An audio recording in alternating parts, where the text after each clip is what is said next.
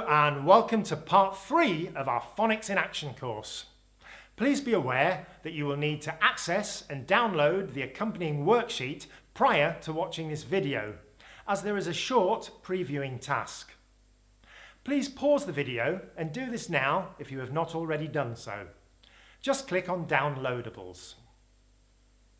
In part 1 of this course, we introduced the concept of synthetic phonics and sound groups, and briefly considered some do's and don'ts when teaching sounds.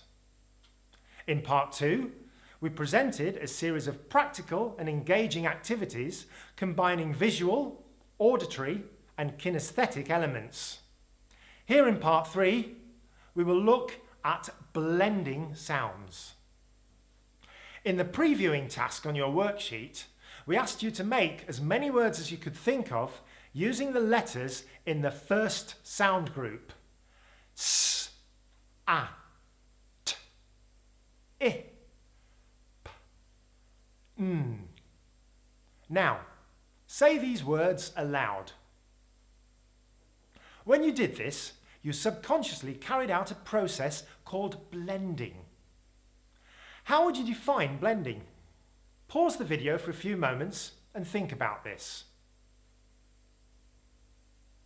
Blending is the process of merging phonemes or combining individual sounds with the aim of forming and saying words.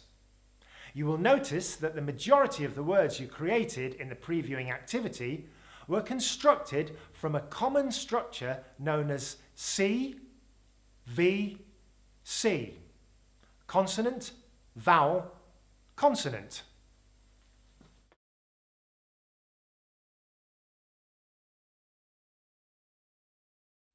This is handy for practicing blending. You may like to start with two sound words such as in, is and it to help pupils gain confidence in doing this. Then you can move on to the consonant, vowel, consonant words. Choose words such as sit, tap or tin, which can easily be illustrated by mime or pictures. Sit, tap, tin. If a word begins with a double consonant, like frog, blend the consonants together first. Fr, fur, before looking at the whole word. Frog. Get the child to repeat the blended words several times and to verbally slide sounds together more quickly each time they repeat it until they are literally saying the word. Frog, frog.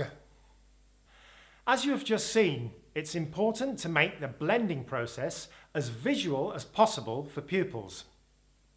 In the example we have just shown, the teacher tapped out the individual sounds on his arm, and you can also indicate the blending of sounds with a sweep of the hand along the arm. Frog, frog. Pause the video again at this point and think about this for a moment. Can you think of 2 or 3 more visual and engaging ways in which we can help pupils with the technique of blending? The class puppet can be very useful as a motivational tool. The children will want to help him to learn to speak. For example, Dex here speaks Dex speak. He can only make individual sounds, not whole words. So Dex, how would you say this word? D, O, G. Can you help Dex? D, O, G. Dog. Individual sound cards and word cards, such as these, are also good ways of modelling how we blend sounds. It can be useful to have a picture on the back of the word card so that the child can turn it over and see if they have read the word correctly. K, A, T. K, A, T, cat. Meow. We can do the same with the fan. K, A, T. Cat. Pupils can also have a board containing different phonemes and, in order to consolidate recognition of the graphemes that represent them, they can do an activity such as this. Okay. K, A, T. K, K, A, A, T. T. K, A, T. K, A, T. Cat. Once pupils are more confident with the phonemes and the grapheme shapes, a more challenging activity could be to say the word and get them to find the letters on their board, just by listening to them. Okay. K, A, T. K, A, T. Cat. K, A, T. Cat. Great.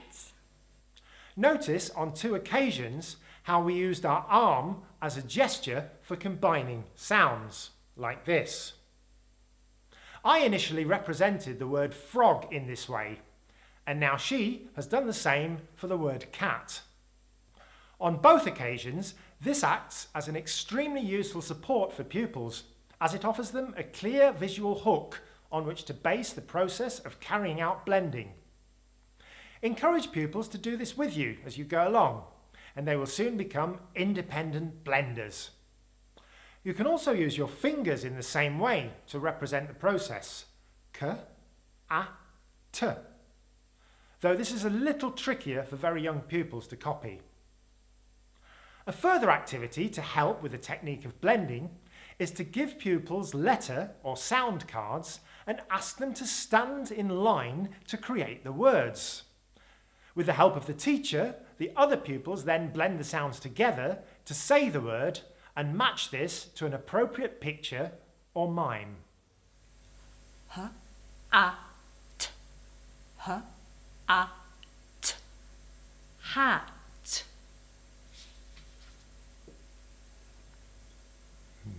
Hat?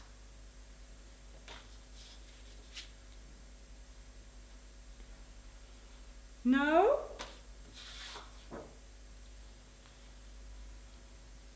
Very good.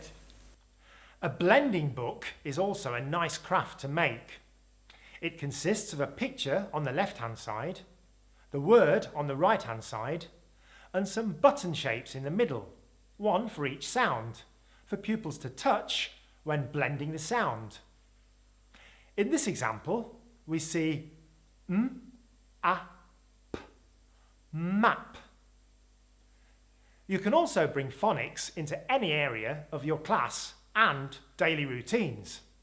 For example, in your day-to-day classroom language.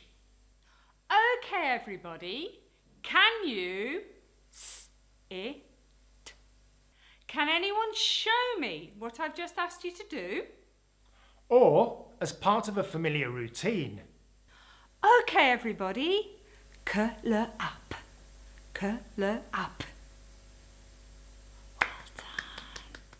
Also, you can integrate some phonics work into your storytelling sessions.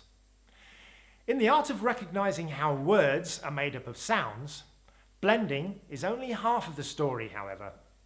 The other half is segmenting, or breaking words down into individual sounds or syllables. This is something that we can also call decoding, and what we shall be looking at in part 4. Don't forget to complete the post-viewing task on your worksheet. You can then download the answer sheet and see how your answers compare to ours.